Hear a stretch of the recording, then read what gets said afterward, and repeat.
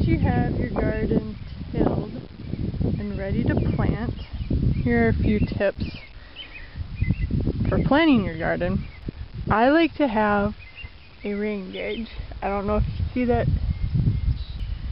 It just helps keep track of how much rain you get. This is important because you need to know how much water your garden needs. Well, we got a whole bunch of rain last night. I was going to plant my garden today, but as you can see, it's a mess. I'm going to show you how to stake it off and plan. At least I can have it all planned so that maybe tomorrow it'll be dry enough to plant.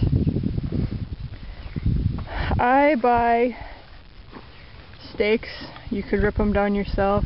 We get these at Menards. Garden stakes. Because then I can write on these what I planted. Because I do have favorites of different varieties. Like there's a certain beet that I like. I picked up this whole roll of twine at a rummage sale for like $1. But this is helpful. I'll show you what I do with that. But anyway, you need to think, like last year in this area I had corn, sweet corn. Well, I can't plant sweet corn again because if you keep planting sweet corn in the same spot, you'll deplete all the nitrogen and your corn will start turning yellow. So I like to rotate my crops, and I had potatoes in the back 2 years ago. I had potatoes over there on the side last year, so I'm going to plant potatoes where I planted my corn.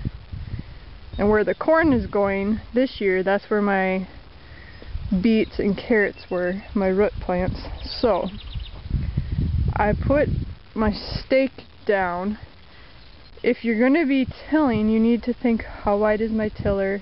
Because you got to get in between your rows. So my tiller is probably about 1 foot wide. So I need each row to be at least 1 foot wide. But for corn, I need to be at least 1.5 feet wide. At least. Because that's what they recommend. 1.5 feet to 2 feet apart. Even the potatoes, they need quite a bit of space too. So I'm going to pound in, well, see here on the edge, I want to be able to tilt around the edge. So I'm going to go 2 feet in and then make sure I can get on the side of the fence. And so my first stake is going to go right here. And this is what I do. Now I have most of my stakes for this side set up. Nice and even row spacing. And then this is what I do. I take one piece of twine right here and I put it connected to the other pole. I use this piece of twine as a guide when I'm planting, or for instance I'm going to be digging potatoes on this row. It just gives me a guide so that I don't have crooked rows.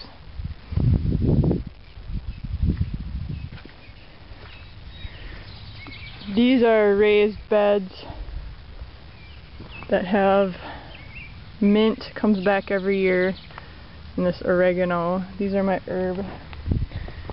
The chives are doing quite well already. I have a raised bed of strawberries, and I'm also going to be making another raised bed of strawberries over there.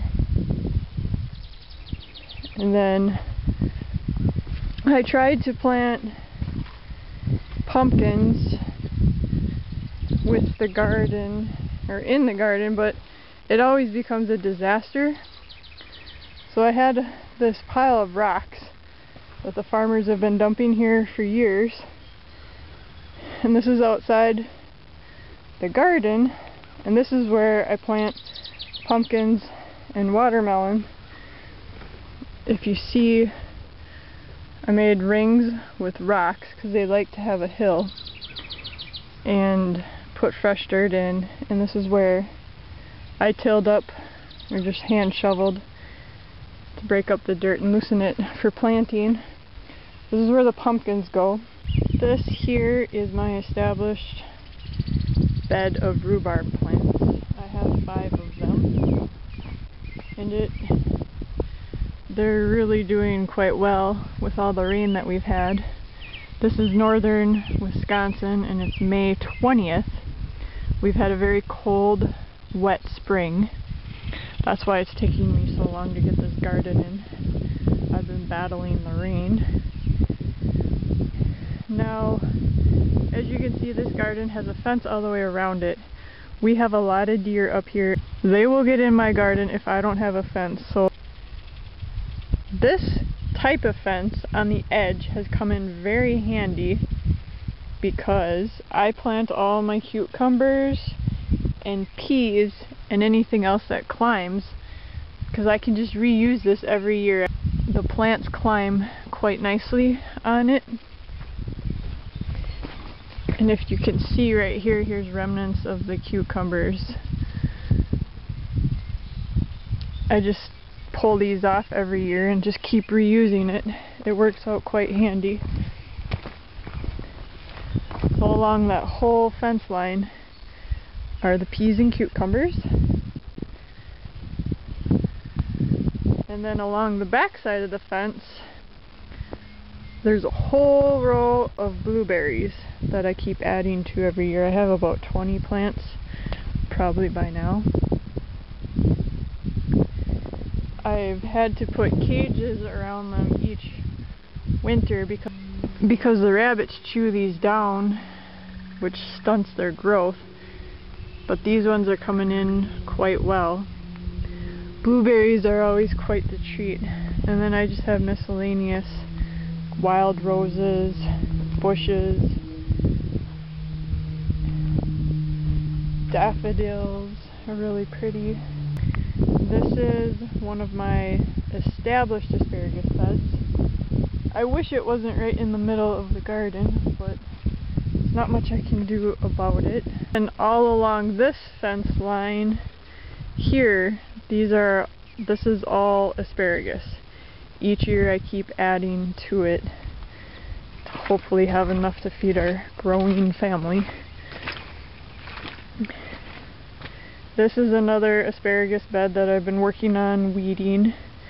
And then all these are spreading like crazy. These are called Egyptian walking onions. They end up growing onions here at the top, and then it falls down, and then they just spread all over. But as you can see, that's an early spring plant vegetable that I can eat already.